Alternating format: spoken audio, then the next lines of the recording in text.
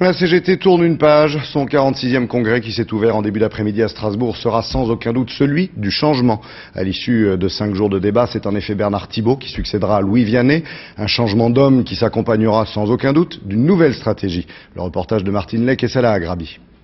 Pour la première fois, la CGT quitte le siège près de Paris pour tenir son congrès à Strasbourg, ville européenne. Un symbole, le signe du renouveau annoncé. Dans les coulisses, Bernard Thibault est un peu tendu avant d'affronter les 1000 délégués qui l'attendent avec impatience. Il ne parlera qu'1 heure et quart, loin des discours fleuves de ses prédécesseurs. Changement de style, mais le secrétaire général a trouvé les mots pour rassurer les plus inquiets des militants. Le gouvernement ne semble pas avoir pris la mesure des obstacles et de l'ampleur de la crise sociale. Alors que les inégalités sociales s'aggravent, les leviers à disposition des politiques publiques, que sont les entreprises et les services publics, se trouvent affaiblis, déstructurés par la privatisation et la mise en concurrence.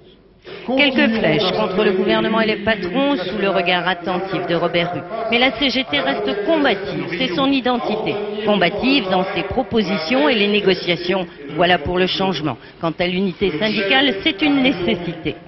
Lorsque des responsables syndicaux ne peuvent plus se serrer la main, c'est le patronat qui se frotte les siennes.